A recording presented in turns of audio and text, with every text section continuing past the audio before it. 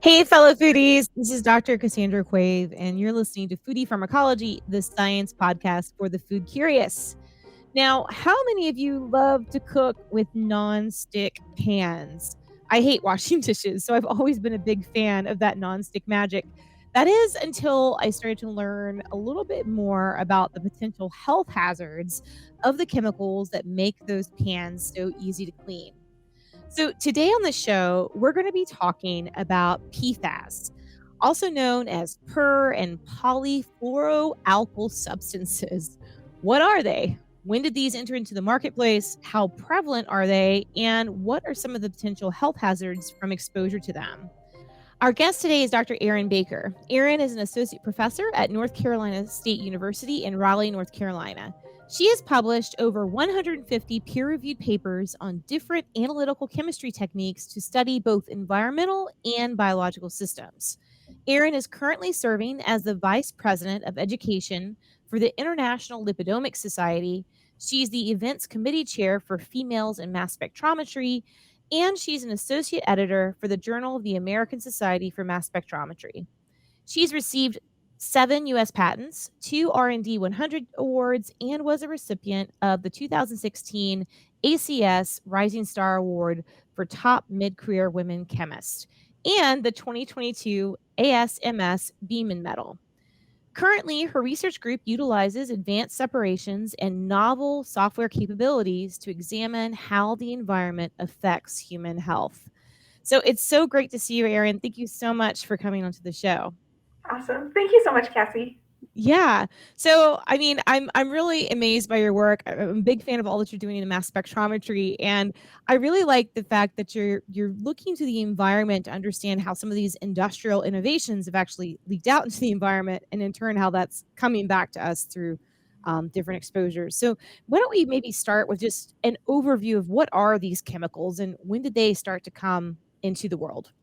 Yeah, so PFAS, and like you already introduced them, they actually have been around for quite a long time. And so they came about in the 1940s and were kind of one of those accident chemicals where they were trying to do basically better ways of getting uranium and plutonium out for the A bombs with the Manhattan Project. And as a side product, they produced these fluorinated chemicals that they were like, oh, these are really interesting. You know, grease doesn't stick to this, water doesn't stick to these have really unique attributes, but they also last a long time, and that's why they get that name forever chemicals. The forever chemicals. So these these are coming from the atomic bomb projects. And Exactly. how did something like that end up in our cookware and in Yeah, all kinds of other things in the environment? exactly. And so yeah, they saw these properties and they're like, oh, this is great. Food won't stick to it. That's our rain gear is basically coated with PFAS because water doesn't go through it. And so as soon as you see your raincoat start to lose its ability to keep the water out, that's basically that PFAS layer getting removed from your raincoats.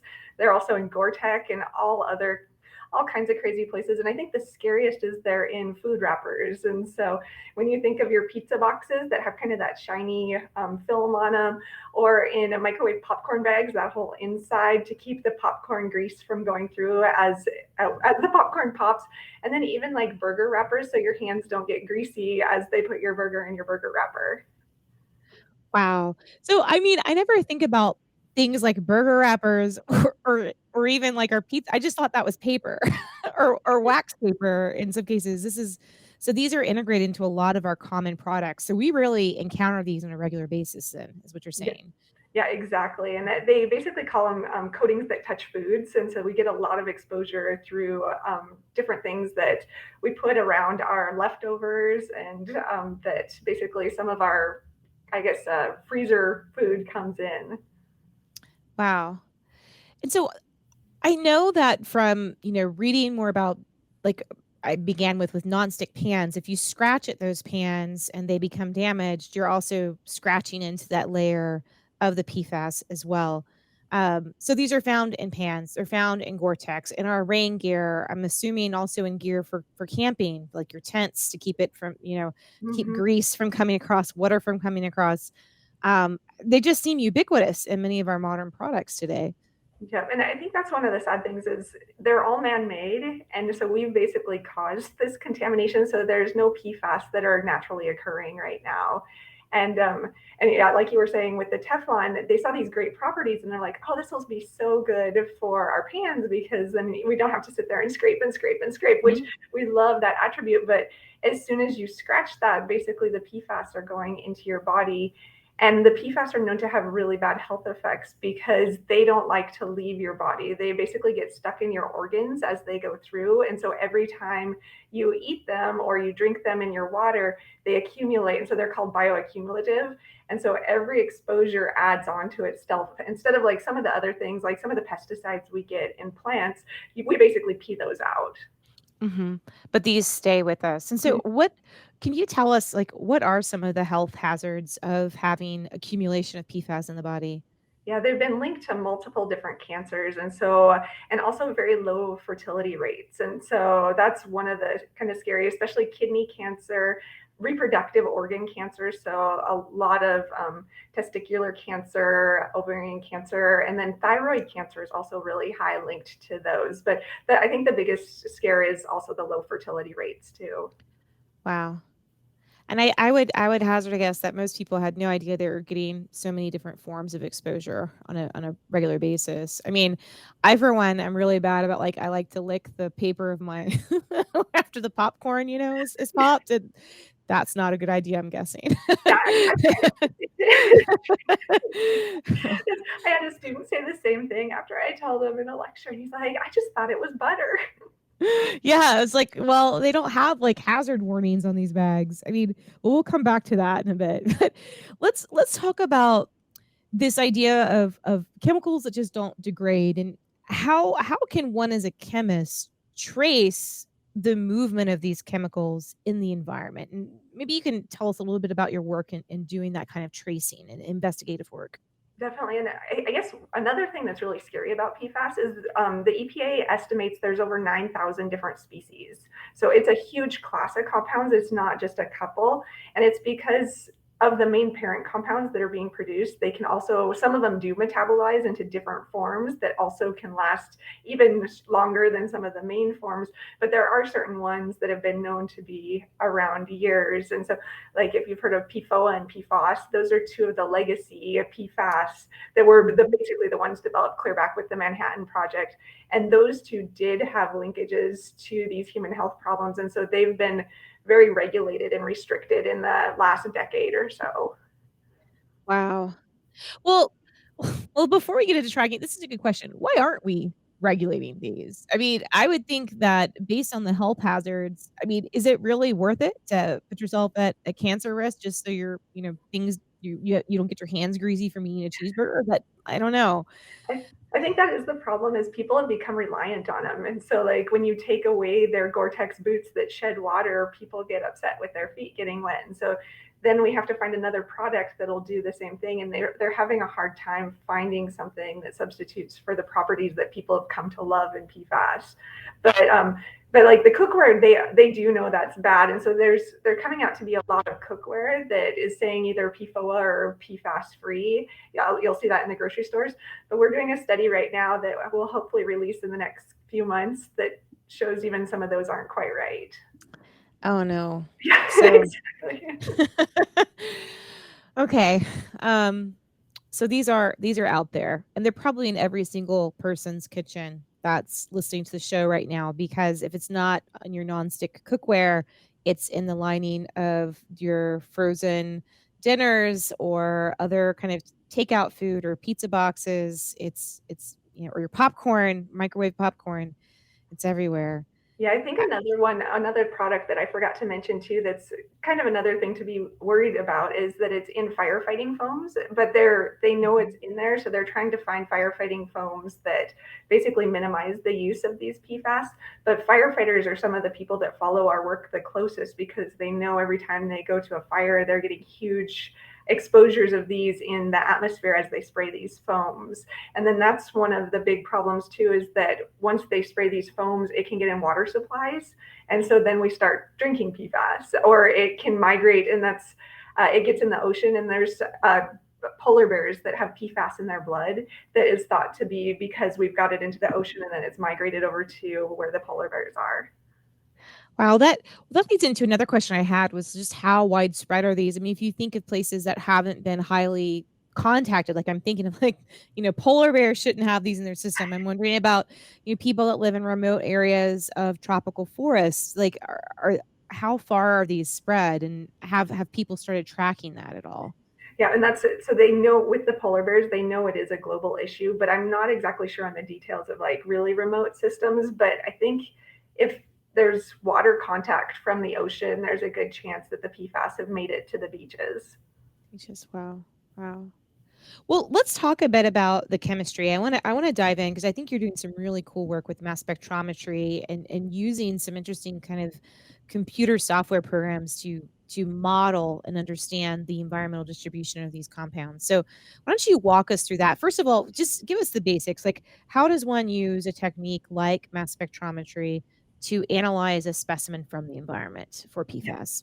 And that's actually, so I was telling Cassie, I'm in my hotel room here and we're actually at a non-target analysis, environmental analysis conference. And so for what we do, we know that there's these specific PFAS that exist in the environment, but our whole goal of our research is to find the ones that maybe have transformed or new ones that manufacturers are making that people don't know about.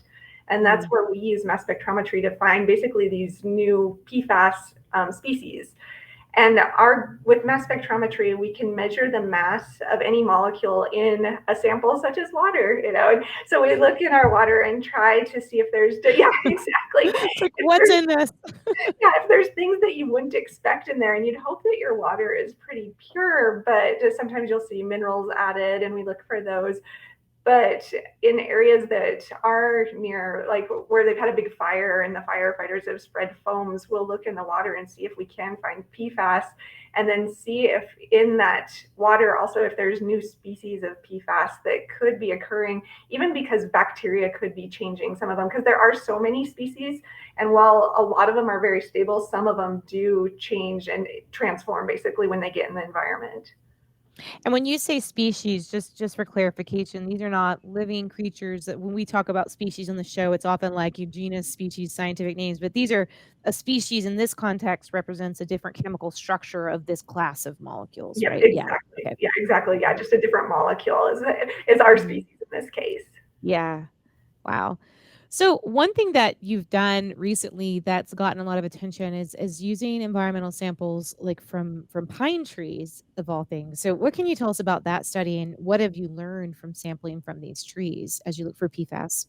Yeah, and that was a really interesting study because there's really good methods from the EPA for doing water analyses and for doing like soil analyses, but it's really hard to do environmental or like atmospheric analyses sometimes because you almost need atmospheric monitors where you buy something specific and put it out for a specific period of time, and then maybe it has filters that trap environmental contaminants, or it can monitor them in some other way. And so we read a paper from a group in China that said they used pine needles from pine trees, and they found that that waxy coating, so if you like scratch it with your fingernail, that Mhm. wax. It's very sticky. Yeah. Exactly. Yeah, it actually traps contaminants. And so as they're floating through the air, that wax is grabbing all kinds of different things.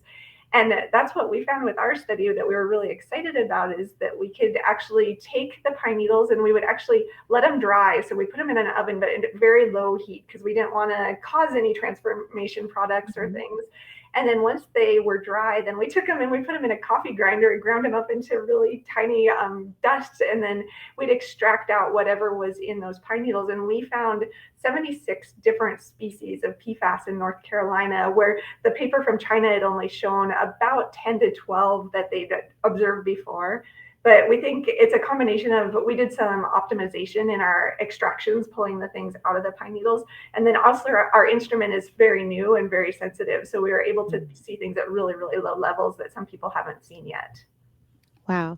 And so did you see a different kind of spatial representation of different species of PFAS in the environment? Like, 'cause you're working here in the Southeast, which is where Yeah. I also live. I'm like, where's the most toxic places?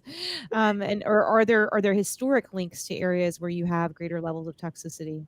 Yeah, so we had samples all throughout North Carolina, and this was a great collaboration with Scott Belcher's group at NC State. So he's a professor in toxicology there. And then my student Kaylee Kirkwood is just amazing, and she did all of this work. So I just Great. to talk about it, and they're all the ones Yeah. doing the hard work.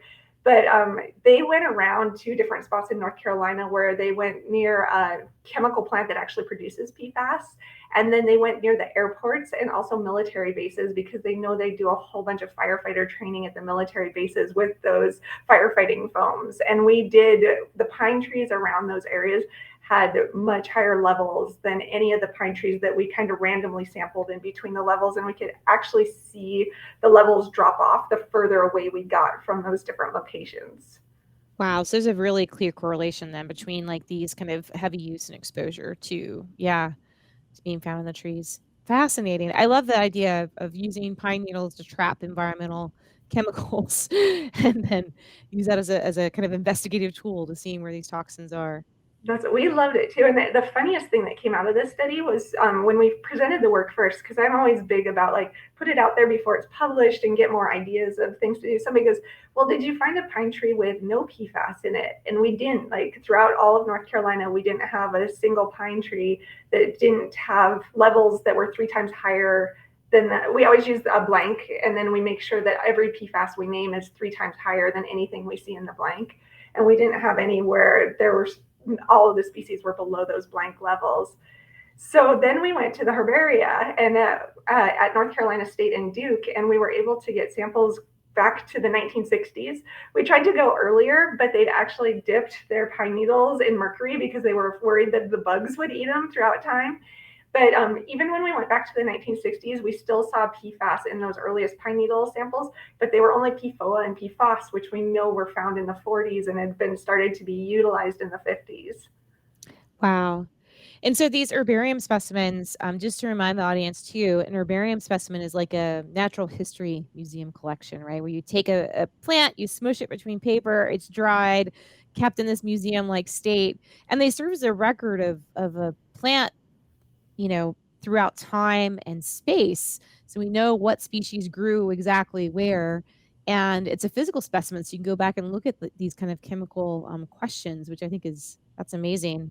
Yeah, So if we you went yeah, so if you went back even further, like, you know, let's say to the 1920s, you wouldn't expect to find, yeah, these chemicals because they're exactly. So man-made. we were hoping we could find some of those. And they actually had samples back to, I think the 39 or something was the first specimen those two herbaria had, but it was totally mercury dipped. And we were Ah, like, we don't know what to do with this.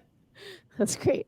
Well, I'm sure we could probably track down some more pine needle, samples going back even further. Some of these collections, well, I know here at the Emory Herbarium, we have samples probably going back to the 1920s. I don't think they're all they did like to use mercury, though. But I'm not sure how many of them have been tipped or not from those I was going to say, in museums. the other ones that there were a couple in between 60s and the 30s that weren't mercury dipped, but they'd soaked them in DDT. Oh, and DDT, yeah. Other environmental, So we're like, we don't want those ones either. yeah, that makes sense. That makes sense. Wow. Wow. So this is great. So you're able to use these tools to track these compounds. Now, what do we know about remediation, or is there a path to remediation of these compounds, or are we just basically stuck with them at this point? There's no is there any way to remove them from the environment? Yeah, so it's a really good question because what we've found is the EPA, when they ask some of these chemical plants to stop moving using some of these chemicals or get rid of them, is they ask them to use thermal oxidizers, which basically heat them really, really, really high and break them into little tiny pieces of the molecules. And Mhm. so they think that the smaller PFAS aren't as toxic as these longer chain, because the longer chain they think basically get into your organs and kind of really stick, where the smaller ones can flush through. And so Mhm. we did notice that with the chemical plant is we had some samples from 2017 were our first samples, and then 2019 we looked at them again. And after the EPA had asked them to do this to a couple of their species, we saw the levels like almost drop down to zero. So we know that they're stopping producing them, and we weren't detecting those in the pine trees, so they weren't in the atmosphere around that plant. That's good to know that there Yeah. are some remediation possibilities. And what about mass spec on human samples? Do you guys do any work on that? I'm thinking of like blood, urine, other kind of metabolomics approaches. Is there a way to track this? I'm just thinking of people, workers, for example, in these factories that produce these chemicals or produce some of these different products that use these chemicals. Yeah, definitely. And so we are doing a lot of mass spec on blood. So we really like blood, but there's other matrices we're really interested in developing too. Even like you think human hair, they people do mass spec on hair and even fingernails to see if they're how they basically when the people encountered these chemicals. The blood is really interesting and scary right now. In all the studies they've done of PFAS in blood for people, they're seeing that 98% of people have PFAS in their blood. Just normal people, Just like normal people, yeah, not not highly. people working in factories with high. Wow. Wow. Exactly. And so that's kind of scary. And so they haven't told us where that 2% is that doesn't have it in their blood, though. But yeah, just I think just from our normal exposure of our food products and our possibly in the water that you drink, that then it just starts circulating around in your blood. And then you kind of have these happy PFAS. And some of the blood we've looked at, just normal pooled samples, we usually see at least 7 different PFAS commonly in these samples. Wow. Does anyone know, like, what age you really start to see it? I can imagine, like, post-birth, how early or do any of these products, for example, baby bottles or other things that babies gnaw on, I don't know, like, are these also found in those types of products? I mean, how ubiquitous are these? Well, and then the scary thing is there's been a lot of studies done with transfer through mother's milk and through like even from what before the baby's born through placenta through things. Oh, wow. And so we're doing some studies like that now to see if we can look at like blood spots when the babies are born and see if we see PFAS levels in like brand new babies. But they know that it's in mother's milk if the mothers are in highly contaminated areas. For that, there's a few really cool studies there. Yeah. Like So yeah, like you said though. Sorry, I kind of went around, yeah. but yeah, and so I think there's a big urge to make sure that the products that babies, like you said, are chewing on have no Teflon, no compounds that are PFAS, hopefully, but some of those aren't quality controlled very well either. Yeah. Yeah, I mean, I can just say, like, as a parent, I would like to see more transparency on where these products are found, and I don't know how much you're involved with, like, advocacy or legislation, or if you have anything to comment on that, but is there a movement to try and have better disclaimers about these products in the market, or is this just kind of something that it is how it is and we just have to deal with it? Like Yeah, there's quite a few people trying to have big movements. The funny thing is, my group has only been really involved in this for about the last 4 years when we started. oh, wow. And so Mhm. we haven't gotten as involved as some of the people that have been around it longer in the field, but we've had such interesting results that we've been adopted by a lot of the a lot of I the can scientists. imagine. But but yeah, I'm excited to be involved longer because I think there is a lot we can do. And I've had my students present at like community engagement type of forums, and the community gets so excited that people are actually listening to their worries and actually doing research in those areas. Yeah, I can imagine. Well, I mean, it's just amazing because with the chemical tools that you all have to really look at all sorts of different samples, whether it's from human samples or for environmental samples, and to be able to track and trace and be able to see or read exactly which PFAS are where. I think that's a really important tool to have at hand as we try and better understand what's happening with these exposures. Yeah, no, I totally agree. And that's that the reason we got adopted, I think, by the PFAS community is because my group was mainly a technology development group. And so we make these great technologies, but then we have to find collaborators to try them out with. And so we'd worked a lot in proteomics and metabolomics before. And then we really started getting pulled into this exposure world, which we're loving to help. But there's times when we go to a lab and we optimize an assay we're like, oh, this is awesome. We're seeing these nasty chemical exposures. And then you're like, oh no, we're seeing these nasty chemical exposures in real people samples, which is really sad. Yeah. Yeah. Yeah, that's the thing. It's like developing the technology is great, but what you're finding with the technology is is a Yeah. bit scary. Yeah. Well, speaking of the technology, because I do want to spend some time talking about that and kind of maybe you can take us through and unpack some of the different tools that you use within mass spec, and especially ion mobility mass spec, and how you couple that to different programs to be able to look for these otherwise perhaps not well studied compounds, whether they're PFAS or other compounds that you find in the environment. How does all of that work? And that's a very broad question. No, Sorry. no, that's Like, great. And that's for any like grad students listening.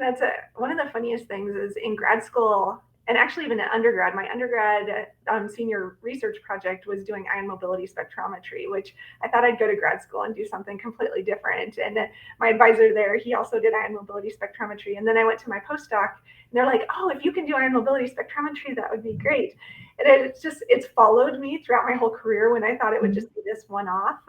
But what ion mobility does is it allows us to study the shape of the molecule instead of just the size. Mass spectrometry allows us to look at the mass, or like basically weigh a molecule and see its weight. But ion mobility lets us look at its three-dimensional shape. And because some molecules that have the exact same weight will actually have completely different shapes. They can fold in, fold out, be very linear. And that's what's really allowed us to look at PFAS, is by looking at their shape and their mass, they're completely different than other biological molecules because they have so many fluorines. The fluorine changes the mass per the shape. And so it's a really interesting kind of way that fluorine affects the molecule. And that's really allowed us to be able to identify new PFAS that they might have missed before with some of the other technologies. that's great. So you're using multiple dynamics and to Yeah. observe these molecules in the system. That's amazing. That's Yeah, and we great. also So, liquid chromatography too for anybody doing oh liquid. yeah.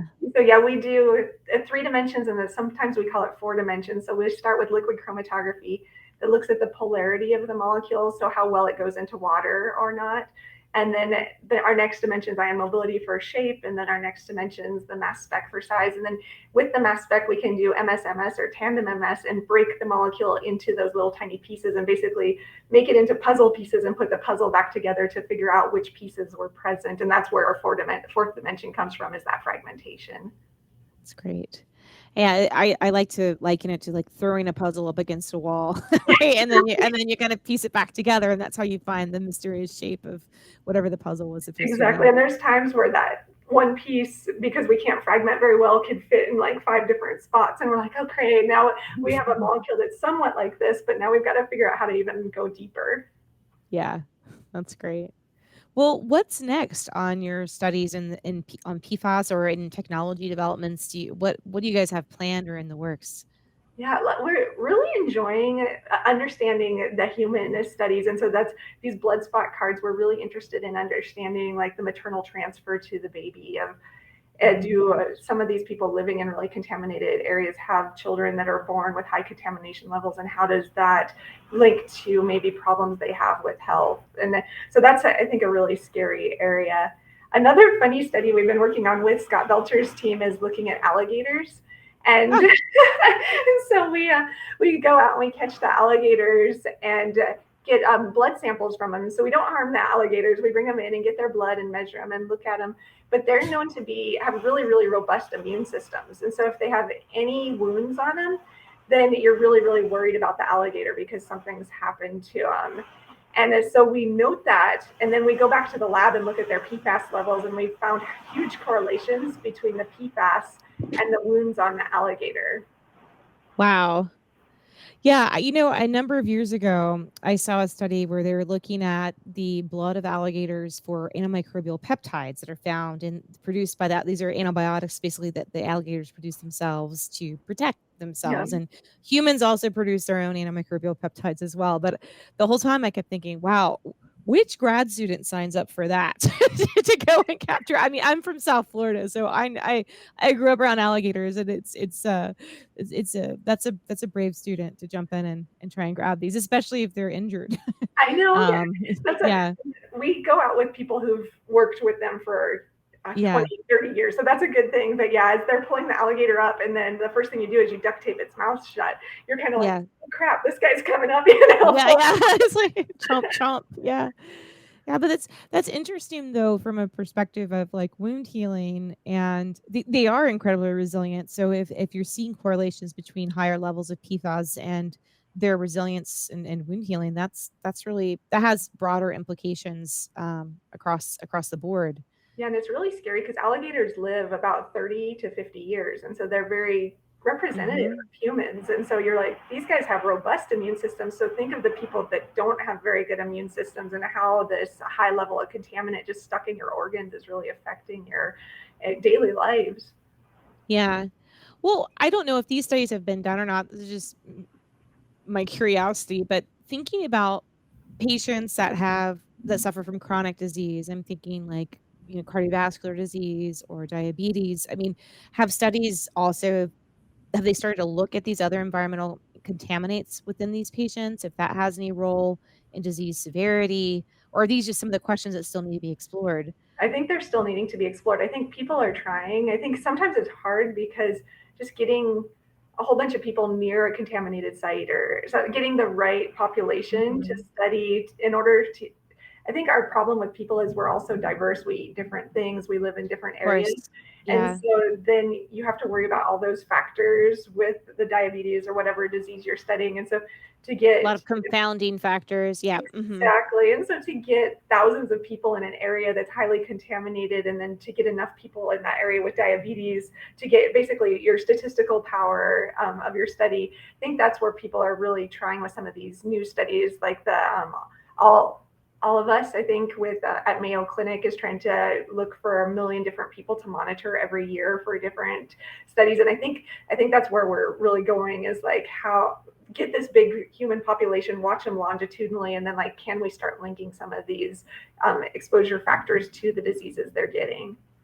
That's great. Well, and you have so many different tools and techniques you have to use as you're monitoring them as well, and I think that's what's really exciting, what you're able to bring to the table for this is the ability to really have high resolution monitoring of these environmental toxins. Um, so here we find ourselves how many years later? 70 years? Like, when did the Manhattan Project start, right? Roughly Yeah, like in that ballpark? almost 70, 80 years after an aha moment. Look at these cool man-made chemicals that we can, make things not stick to. yeah, 80 years later, we're now realizing, oh, these chemicals are ubiquitous in our environment. They're found in our blood, in our organs. You find them in the trees, in the water, in polar bears.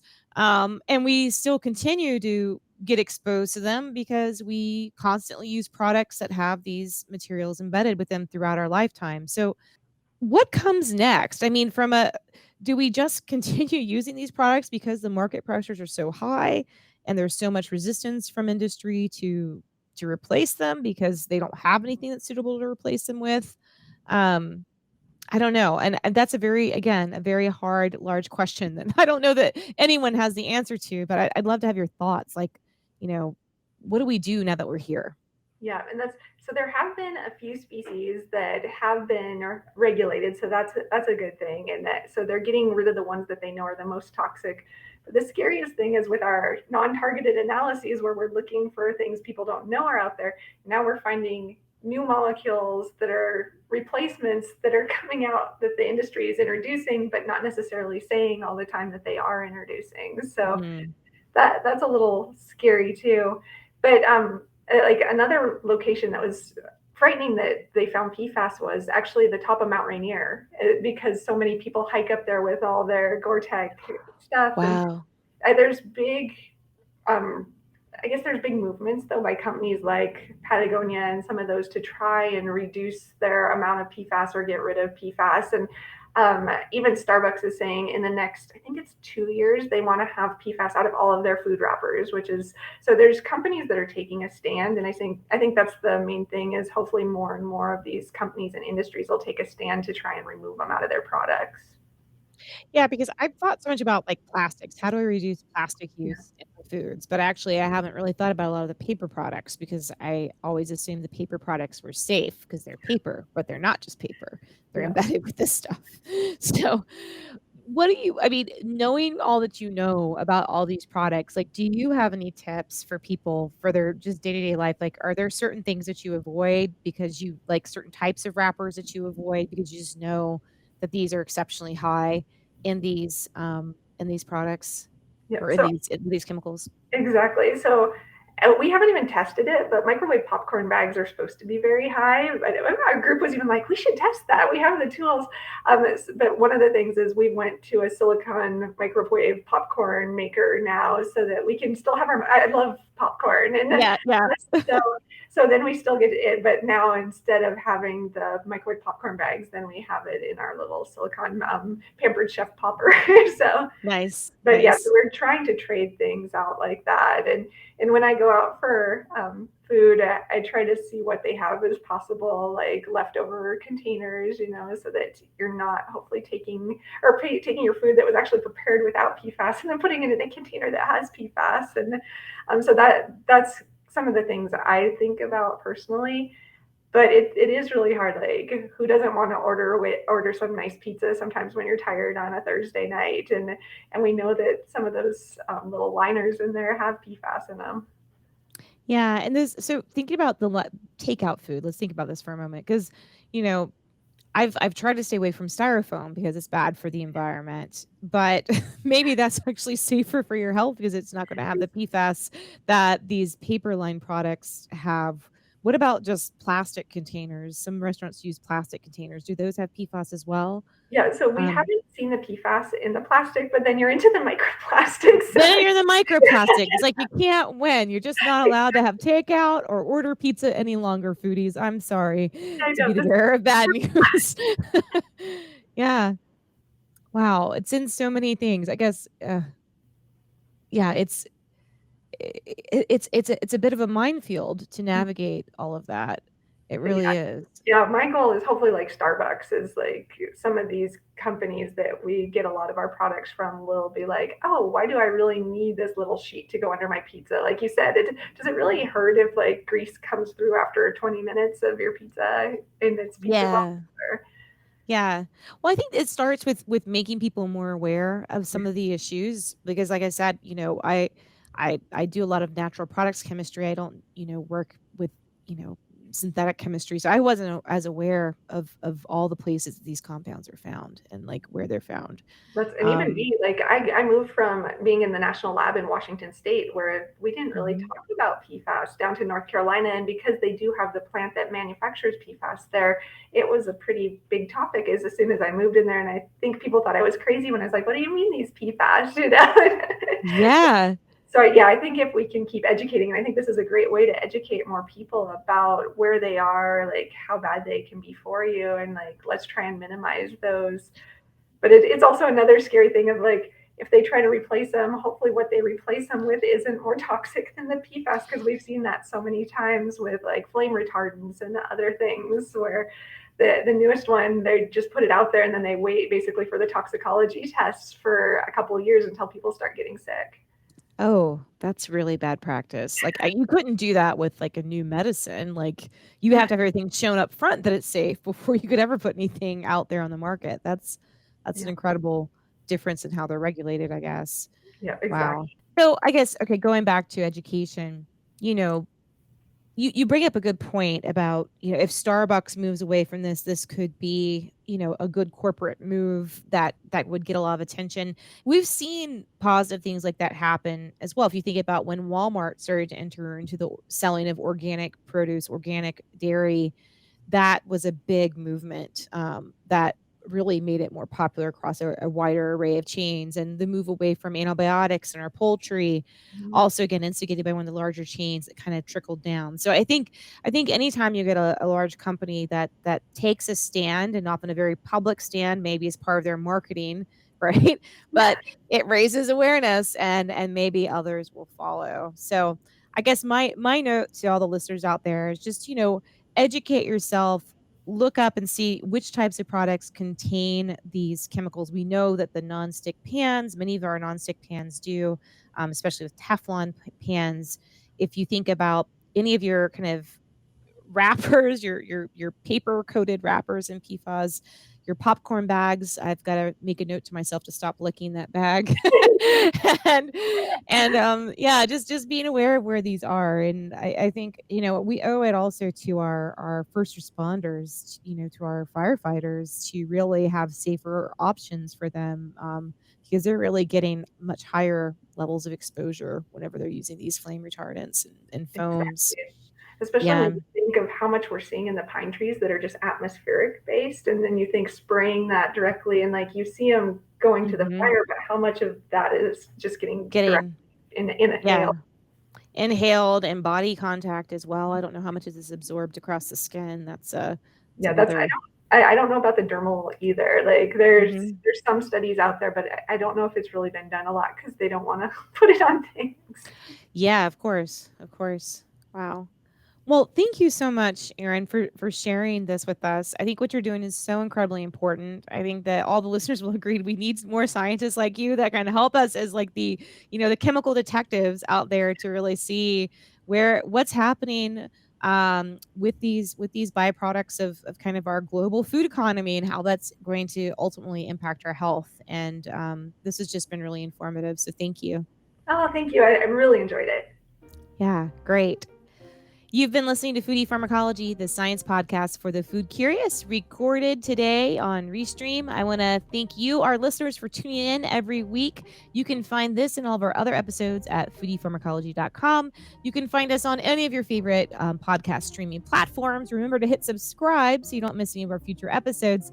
And you can also catch us on our YouTube channel at Teach Ethnobotany in the Foodie Pharmacology playlist.